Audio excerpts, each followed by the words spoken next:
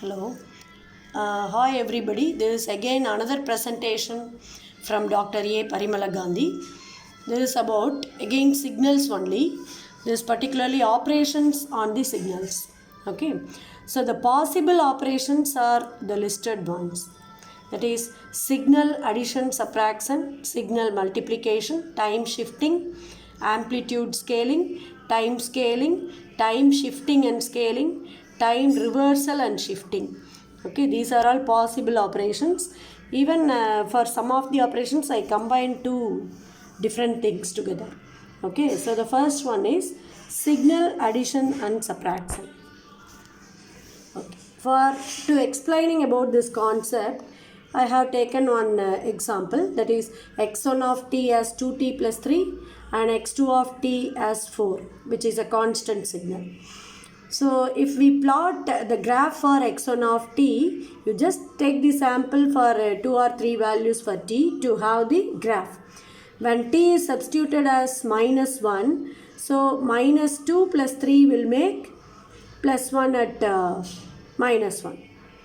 When t equal to 0, then it will be taking 3 as the amplitude. When t equal to 1, it will be taking 5 as the amplitude. So just by joining all these 3 points, and if you extend at both the ends, then we can have the graph as this. Drawing this x2 of t is very simple. That is, since it is a constant signal, so x2 of t is invariably constant only. Whether it is t negative or positive, it doesn't matter. It's a constant signal with amplitude 4. Okay, now if we add these two signals, x1 of t with x2, then again you take 3 sample points, t equal to minus 1, t equal to 0, t equal to plus 1.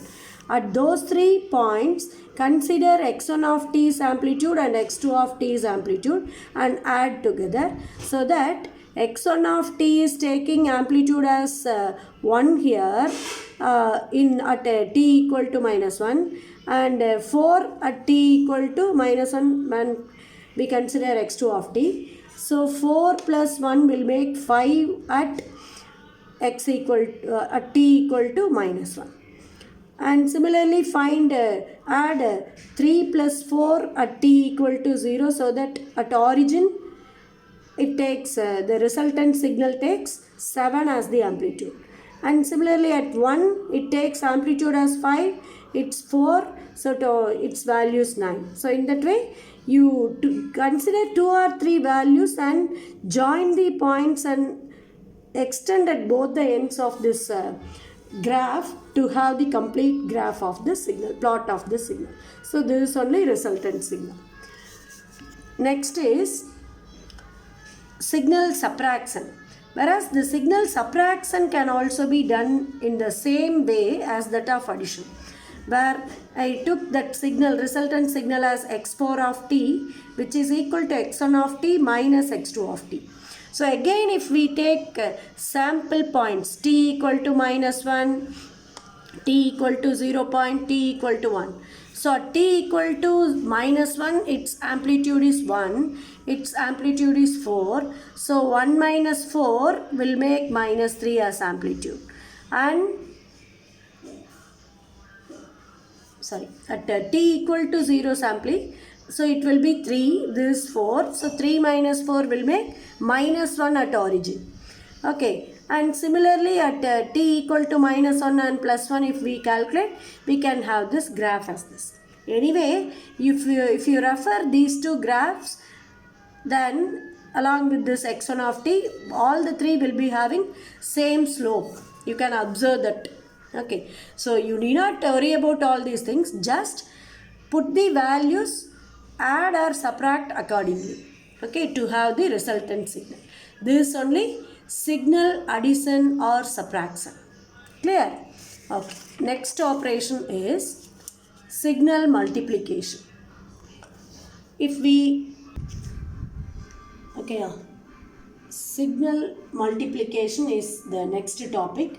Again, if we consider two different signals, where first signal is u of t, that is unit step signal, and second signal is a constant signal in a discrete form, means within a particular duration, if the signal amplitude is defined as 2 and at all other values of time it is 0. So if we plot these two signals, it will be taking this form. Now if we want to multiply both of these two signals, that is x1 of t into x2 of t, then the resultant signal I am going to consider as x3 of t. So normally for multiplication of two signals, it is enough to consider the duration of the signals in which both these signals are having non-zero amplitudes. That is sufficient. Okay, because since if we consider this signal x2, it is defined only from 4 to 6. So it is enough to consider that interval alone and multiply the corresponding amplitudes of these two signals. Because at all other values of t, x2 of t is not defined, or you can say that is taking 0 as amplitude. So at those particular time values, the x2 of t's amplitude is 0. So if we multiply 0 with the non-zero amplitude, it makes 0 as the amplitude, resultant value. So it is enough to consider the interval in which both these signals are defined with some non-zero amplitude values. Okay, so I am going to consider only from t equal to 4 to 6.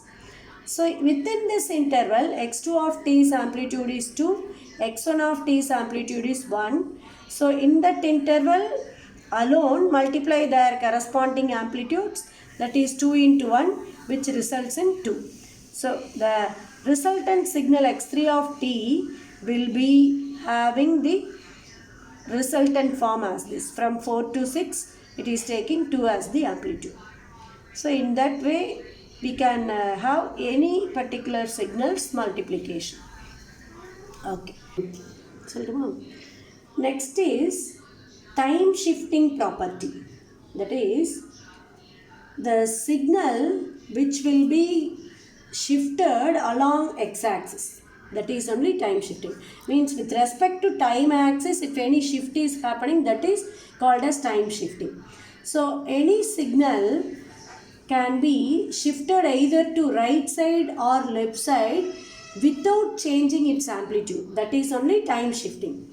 Okay. So if I take a sample signal which is defined as 2 in interval 0 to 2, and in the interval 2 to 4 it takes 1 as the amplitude.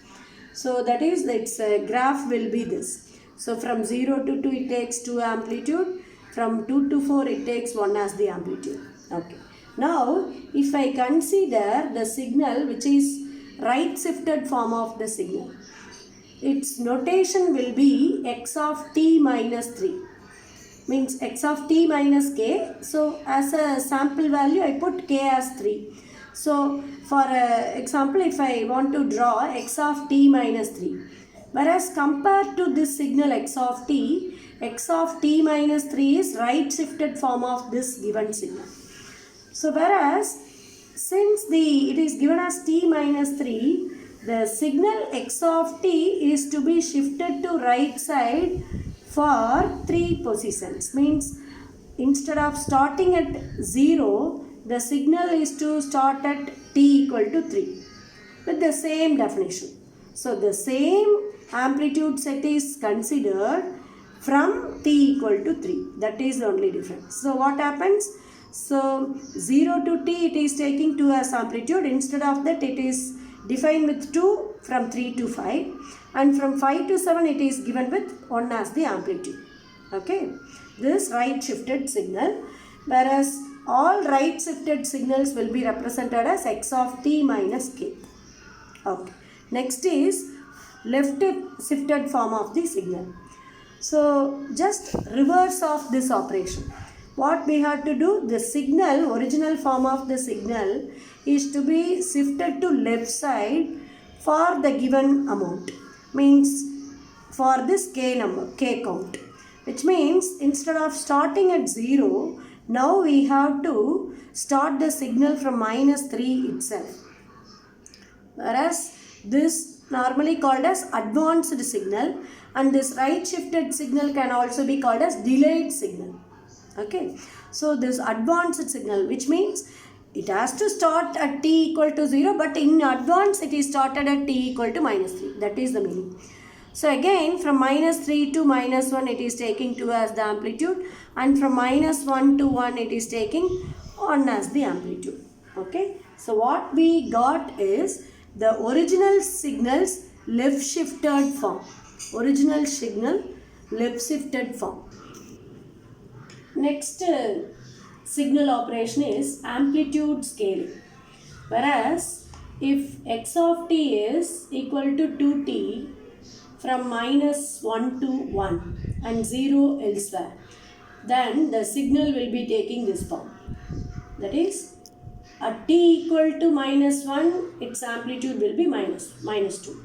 At t equal to plus 1, its amplitude will be, substitute for t. T equal to 1 means 2 into 1 will make 1. 1 into 2, that is 2. At t equal to 0, substitute t as 0, it becomes 0. So the signal graph will be like this. Okay.